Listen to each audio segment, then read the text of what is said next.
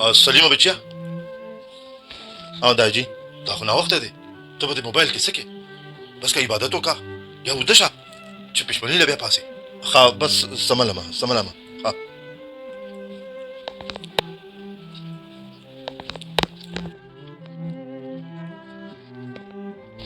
سلیمه دا څه ټایم شو دا وې زه سملمه ناوخته دی پښمني ته لږ ټایم دی نو دا څه په دې موبایل کې ته لګیږي هر ټایم داجي بس هسې بس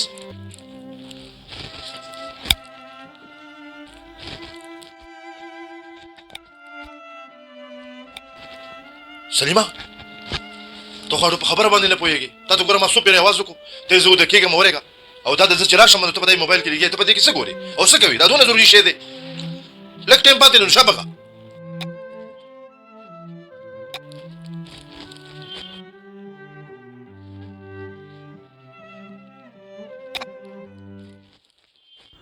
الصلاة خير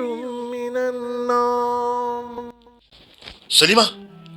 او سلیمه ګوره بانګې در باندې وي که نه او ته د اوسه پورې نه یې پاڅېدلې بانګې وي ګوره د اوسه پورې ته ویښ وې په موبایل کې لګیا وي او چې د پښمني ټایم شو نو ته وده شوې ډېر غټ افسوس در باندې کوم تا کې خو سره حیا او غیرت او پښتو نشته ته ما څو پېرې وي چې بس که عبادت وکړه یا وده شه او ته د پښمني پورې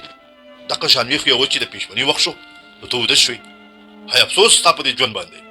اوس دغه شان په نهره باندې دا روژه ونیسې دا ستا سزا ده چې پته دې ولګي او که د سبا نه ما ستا سره دا موبایل ولید نو بیا به ګورو اوس زه منزله ځم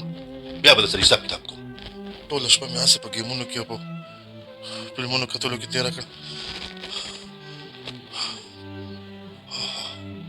یا الله توبه یا الله توبه مې ده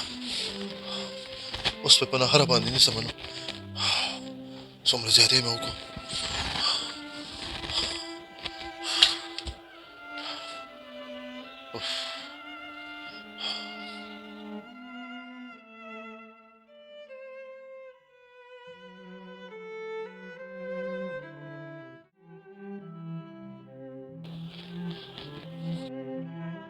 سلیمه او سلیمه سلیمه تا ته ما او داجی بانک په څو ټایم دی داجی افسوس تا په دې ځوانۍ باندې کوم او ستا په دې مسلمانۍ پنځه منټه دي ته بېګا ټوله شپه ویښ وې او د پښمنۍ په وخت کې وده شوې او بیا اوس ټوله ورځ ته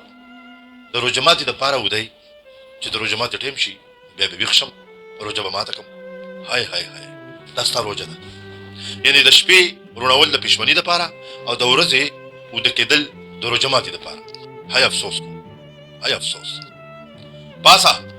او داجي او نن به در سره زه خپل حساب کتاب کړم یا به ستا سره دا موبایل وي یا به دا روژې دا عبادتونه په صحیح وخت باندې کوي بس دا شته ورځې مې هسې تېرې کړې او دا شته شپې مې هسې روڼ کړې خوږو کتونکو یو عجیبه علمیه ده او هغه ده چې ګوره روژه د عباداتو میاشت ده د اصلاحاتو میاشت ده د تجدید میاشت ده چې مونږه د خپلو زړونو نه نفرتونه د ګناهونو جرړې دا ټولې پرېږدو دا ټولې ختم کړو او مونږه الله جل جلاله طرف ته راغب شو د خپلو ګناهونو توبه وباسو نیکۍ طرف ته زمونږه سوچونه فکرونه عملونه راشي افسوس دا دی چې مونږه د روژه ماتي دپاره ټوله ورځ وده پاتې شو او د پښمنۍ دپاره ټوله شپه رونه کړو چې وخت ضرورت راشي بیا نه پښمنۍ وي نه هغه روژه ماتې وي د کوم دپاره چې د ثوابونو وعدې شوي الله د رسول خاطر وکړي په خپله هم او په خپلو بچو باندې هم نظر وساتئ چې هغه د شپې بې پیدې نه ګرځي هغه دغه چکې لټوان تاشونه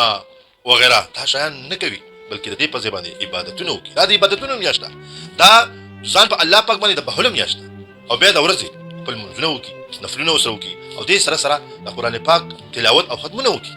الله پاک ته وکړي چې مونږه د روژې په اهمیت هم پوه شو او د هغې د اهمیت د سیوري د لاندې مونږه په هغه نیک عملو باندې د عمل کولو کوشش وکړو په کوم باندې چې زمونږ نه خپل الله جل جلاله خوشحالېږي